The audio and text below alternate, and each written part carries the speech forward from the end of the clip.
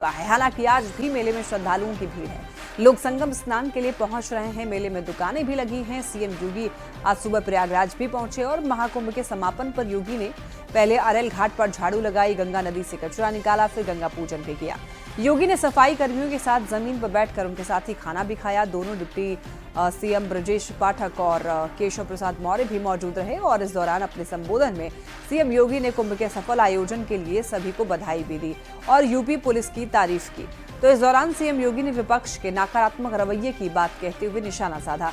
CM योगी ने कहा कि कुछ लोगों ने महाकुंभ को बदनाम करने की साजिश की। ये देखिए, कुछ तस्वीरें आपको दिखा रहे हैं। यहाँ देख सकते हैं आप, संगम तट की सफाई करते हुए सीएम योगी आदित्यनाथ दिखाई दे रहे हैं और सीएम ने स्वच्छता का भी संदेश लोगों को दिया। साथ में दोनों डिप्टी सीएम भी मौजूद दिखाई दे रहे हैं तस्वीरों में। और देखिए, संगम तट पर साफ सफाई करने के बाद योगी आदित्यनाथ ने पूजा भी की।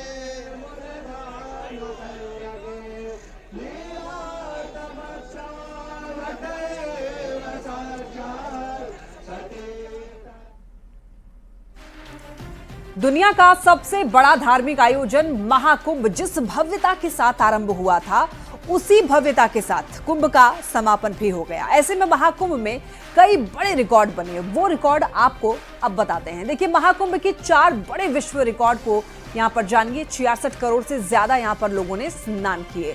10,000 हैंड प्रिंटिंग यहां पर पेंटिंग दिखाई गई और साथ ही साथ देखिए 550 शटल बसों का संचालन यहां पर किया गया।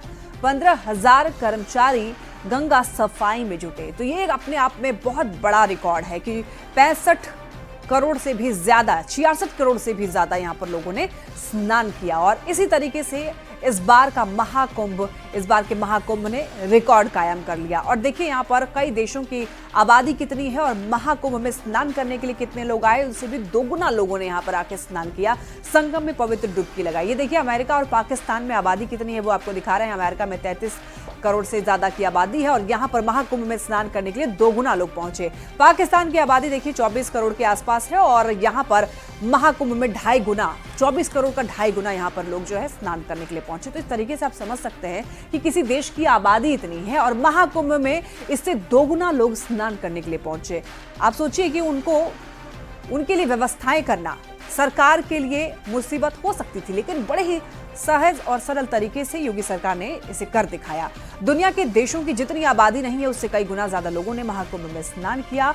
जैसे कि हमने आपको बताया, अमेरिका और पाकिस्तान का हमने एक एग्जाम्पल लिया, वहां पर कितनी जनसंख्या है और उससे यहाँ पर दोगुना लोगों ने आकर के स्नान किया। 2024 में लोकसभा चुनाव हुआ। चुनाव 44 दिन तक चला और 64.64 करोड़ लोगों ने यहाँ पर वोट किया, जबकि महाकुंभ 45 दिन तक चला और 66 करोड़ से भी ज्यादा लोगों ने स्नान किया। तो आप इस बात से अंदाजा लगा सकते हैं कि वोट देने से ज्यादा लोगों ने महाकुंभ में स्नान किया। और देखिए, महाकुंभ के समापन पर पीएम मोदी ने एक ब्लॉग भी लिखा। करोड़ों से ज्यादा लोगों ने यहाँ पर स्नान किया 45 दिनों में और ये अपने आप में एक महा रिकॉर्ड यहाँ पर एक कायम हो गया। और इसको लेकर, महाकुंभ को लेकर के प्रधानमंत्री नरेंद्र मोदी ने भी खुशी जताई। और देखिए, बताते चले आपको, बीते 45 दिन प्रतिदिन मैंने देखा कैसे देश के कोने कोने से लाख लोग संगम तट की ओर आगे बढ़े जा रहे हैं। प्रधानमंत्री नरेंद्र मोदी ने एक ब्लॉग लिखा है। 45 दिन प्रतिदिन मैंने देखा कैसे देश के कोने कोने से लाखों लाख लोग संगम तट की ओर बढ़े जा रहे हैं। संगम पर स्नान की भावनाओं का ज्वार लगातार बढ़ता ही रहा।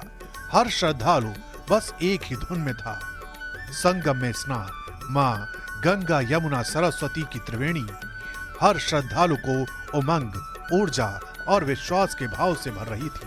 प्रयागराज में हुआ महाकुंभ का ये आयोजन आधुनिक युग के मैनेजमेंट प्रोफेशनल्स के लिए, प्लानिंग और पॉलिसी एक्सपर्ट के लिए नए सिरे से अध्ययन का विषय बना है। आज पूरे विश्व में इस तरह के विराट आयोजन की कोई दूसरी तुलना नहीं है। ऐसा कोई दूसरा उदाहरण भी नहीं है। मेरे लिए यह देखना बहुत ही सुखद रहा कि बहुत बड़ी संख्या में भारत की आज की युवा पीढ़ी प्रयागराज पहुंची। भारत के युवाओं का इस तरह महाकुंभ में हिस्सा लेने के लिए आगे आना एक बहुत बड़ा संदेश है। इससे ये विश्वास दृढ़ हो जाता है कि भारत की युवा पीढ़ी हमारे संस्कार और संस्कृति की वाहक है और इसे आगे ले जाने का दायित्व समझती है और इसे लेकर संकल्पित भी है, समर्पित भी है। मैं जानता हूं इतना विशाल आयोजन आसान नहीं था।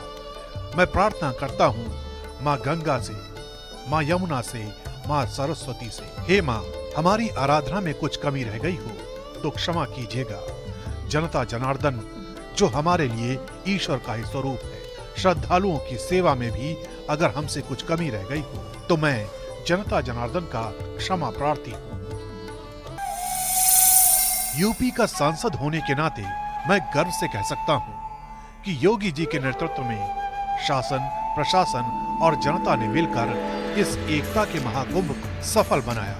हमारे सफाई कर्मी, हमारे पुलिस कर्मी, नाविक साथी, वाहन चालक, भोजन बनाने वाले सभी ने श्रद्धा पूर्वक और सेवा भाव से निरंतर काम करके इस महाकुंभ को सफल बनाया। विशेषकर प्रयागराज के निवासियों ने इन 45 दिनों में तमाम परेशानियों को उठाकर भी जिस तरह श्रद्धालुओं की सेवा की है वो अतुलनीय है।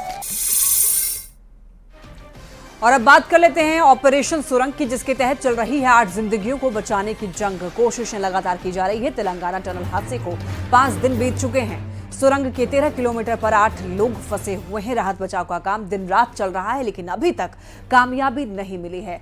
सिलकियारा टनल हादसा आपको याद होगा। सिलकियारा टनल हादसे में जिन रैट माइनर्स ने मिशन को कामयाब बनाया था, वो रैट माइनर्स इस कठिन मिशन पर जुट गए हैं। पूरे देश की नजर इस रेस्क्यू मिशन पर लगी हुई है। परिवार इंतजार कर रहा है कि कब उनके सदस्य वापस उनके घर सुरक्षित लौटेंगे। और इसी के साथ इस बुलेटिन में इतना ही। तमाम खबरों के लिए आप देखते रहिए न्यूज़ 18।